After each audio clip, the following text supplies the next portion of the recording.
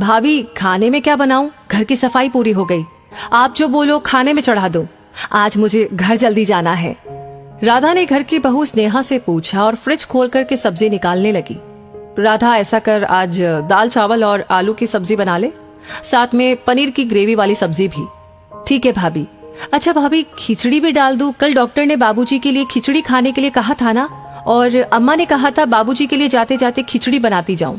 राधा ने पूछा तो स्नेहा ने बड़े ही अनमने ढंग से कहा, अरे नहीं, कोई जरूरत नहीं। कल रात की खिचड़ी आज ही फेंकनी पड़ी और बाबूजी बिल्कुल ठीक है, वो दाल चावल खा लेंगे।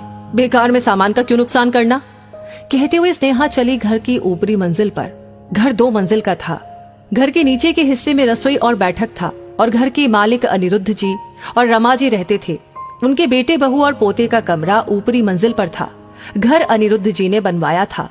साड़ियों के व्यापारी अनिरुद्ध जी के घर में पैसे रुपए की कोई कमी नहीं थी। अनिरुद्ध जी ने व्यापार को बहुत ऊंचाई दी और अब वो बेटे के साथ काम करते हैं और शहर के सबसे बड़े व्यापारियों में उनका नाम शामिल है। दोपहर के समय पति और बेटे के आने का समय हुआ। रमा जी रसोई में गई देखने के लिए कि क्या क्या तैयार हुआ। राधा, क्या क्या बनाया है? अम्मा, दाल चावल, आलू की सूखी सब्जी और पनीर की ग्रेवी वाली, बस सब तैयार है। खीरे का रायता बना रही हूँ। और बाबूजी के लिए मूंग वाली खिचड़ी, वो तैयार है ना? सब आते ही होंगे। उनका सवाल सुन राधा चुप हो गई। वो अम्मा, भाभी ने मना कर दिया। उन्होंने कहा कि जो खाना बन रहा है वो बाबूजी भी खा लेंगे। ये कहते हुए राधा सर झुकाकर खड़ी हो गई। ऐसा कर, तू खिचड़ी चढ़ा दे, बाबूजी खिचड़ी ही खाएंगे। ये कहते हुए वो बाहर चली गई। रमा जी गुस्से से बिफर पड़ी और हॉल में आई और स्नेहा को आवाज लगाई, हाँ माँ, क्या हुआ?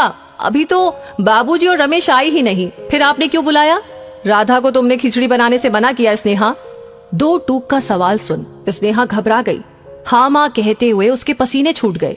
रमा जी ज्यादा नहीं बोलती, ना ही सास बनकर बहुत टोक टाक करती स्नेहा से, लेकिन स्नेहा जानती थी कि इस घर में उनका रुतबा सबसे बड़ा था, इसलिए बार बार वो कोशिश करती उनके आभा मंडल को तोड़ने की, उनको चुनौती देने की, लेकिन हर बार असफल हो जाती। आज फिर वही काम किया था। स्नेहा चाहती थी कि घर पर उसका ही राज